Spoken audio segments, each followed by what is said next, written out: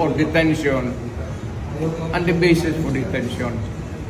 So, what is the law and what is the crime that I committed? To me now, the legal basis for my being here, as apparently I was brought here not of my own volition. It's somebody else's. Kung hindi ibang tao, ikaw siguro, because this is your structure. So you have to answer now for the deprivation of liberty.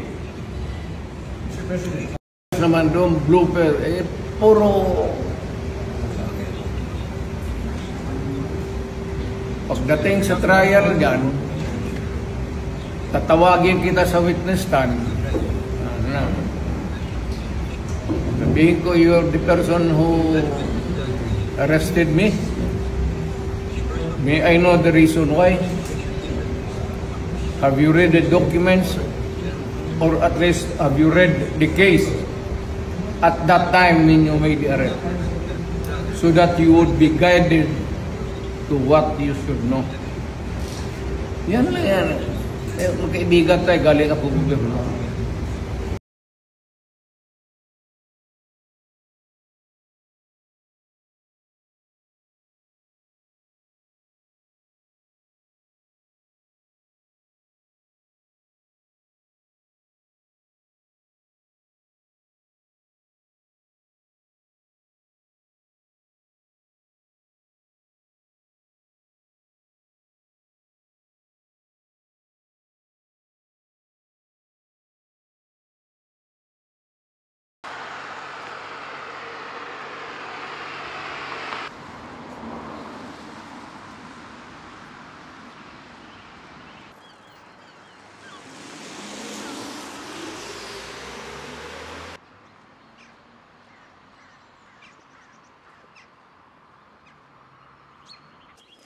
Carrying former President Rodrigo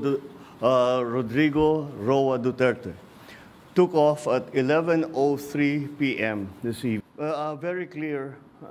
We did not do this because it was it derived from or it came from ICC. We did.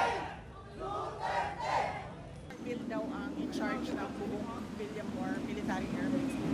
There is no legal basis at all to turn over or to endorse the president, the former president, to ICC. So, wala silang, kung para sila.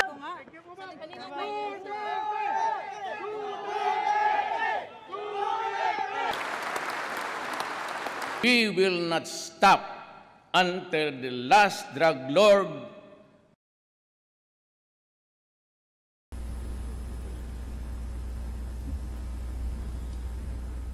kindly. Legal drugs war.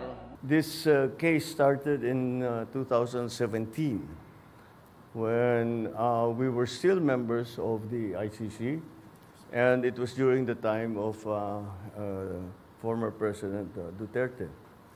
So I don't see how that can be political persecution on my part, because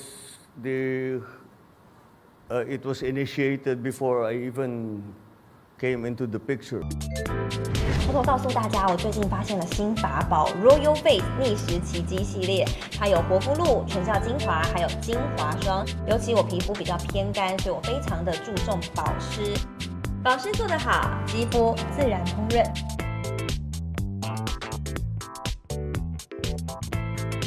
提亮肤色更年轻。抚平皱纹，超有感，而且气色变好。用心保养，每天都更美丽。